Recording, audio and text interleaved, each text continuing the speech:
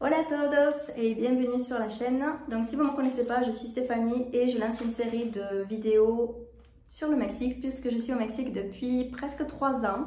Donc le 21 avril ça fera 3 ans cette année et je reviens bientôt en France cet été, donc j'ai vraiment envie de faire ces vidéos avant de partir.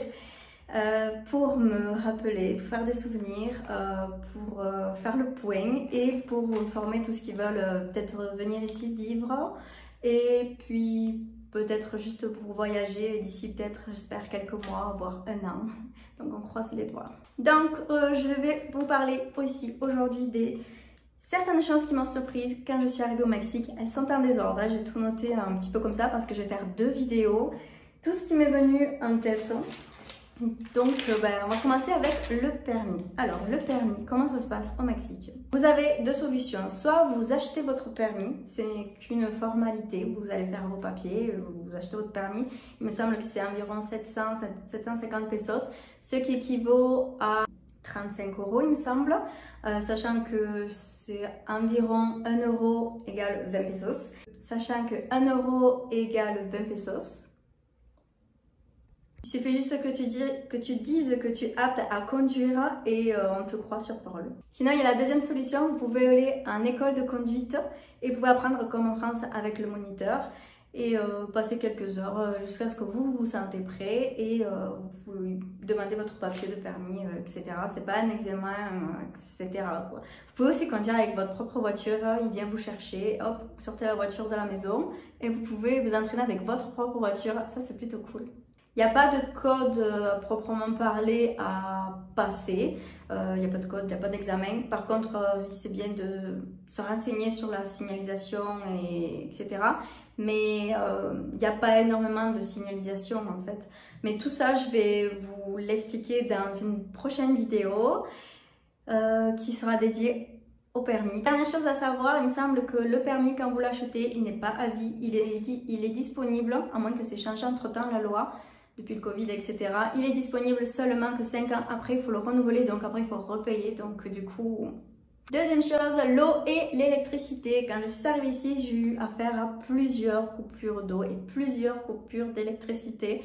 Je me souviens qu'on a eu une coupure d'eau pour réparation d'une chaudière, etc. Parce qu'elle était trop vieille, je crois qu'elle avait plus de 40 ans.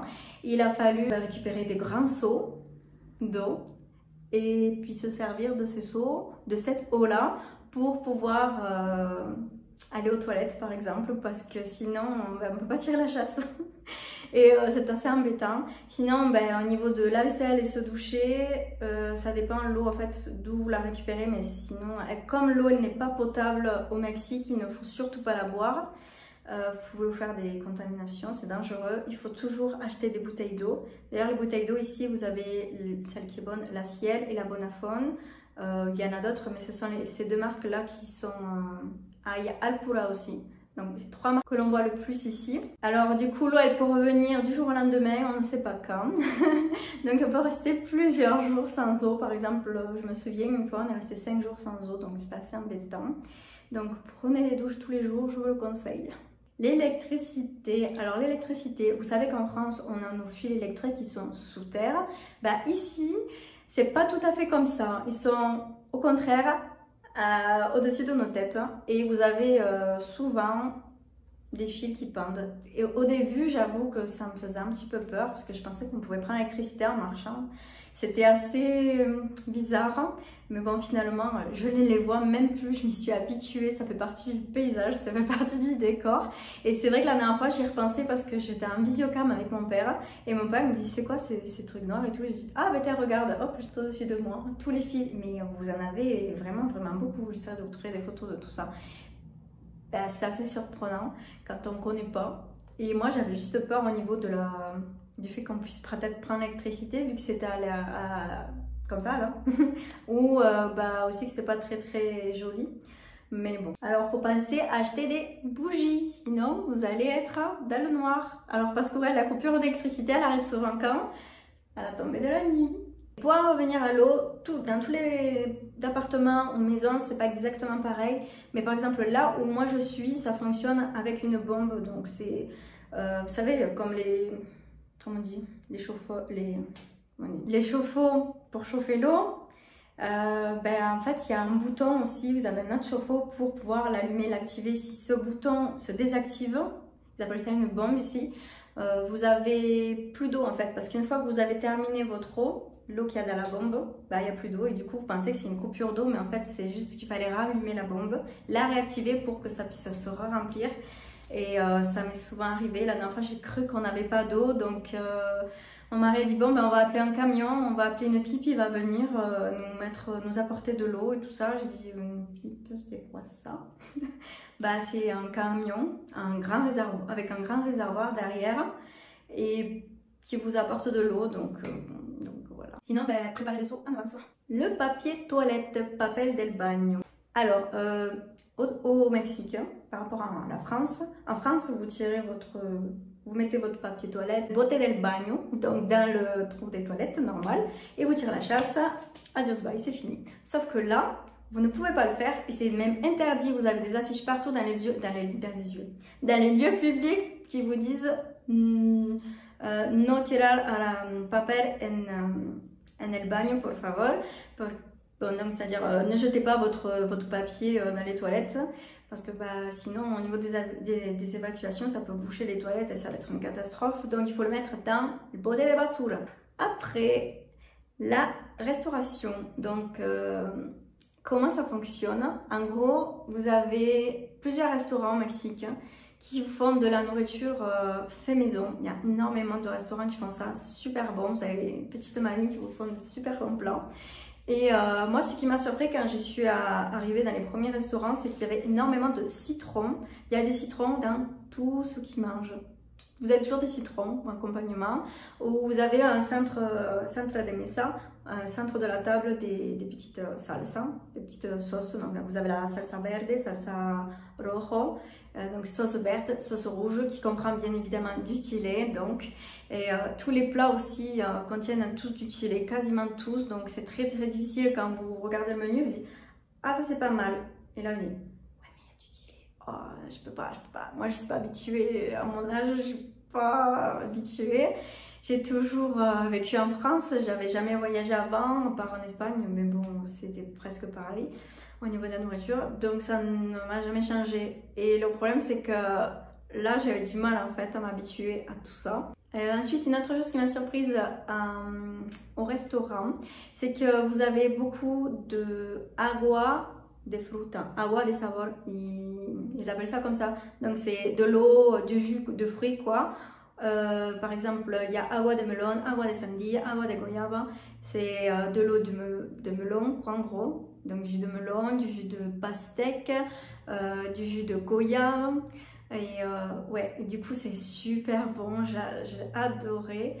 Et ça par contre en France c'est pas très proposé. Après par contre ils proposent au contraire, c'est carrément de l'opposé à l'autre, le Pepsi, le Coca-Cola ou des bières, des Corona. Et ce qui m'a surpris aussi, c'est qu'on ne te propose pas de l'eau. Systématiquement, il n'y a jamais d'eau sur la table. Il faut la demander. On vous donne souvent une petite bouteille d'eau, mais il n'y a pas d'eau en fait.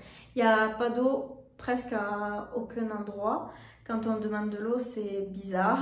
Donc, ou alors on dit de l'eau avec du citron et tout ça. Ce que j'aime bien, c'est quand c'est possible, sinon je demande de l'eau avec du citron. Donc, agua con limón y chía. Donc, de l'eau, du citron et des petites graines de, je crois que c'est du sésame qu'on dit en français.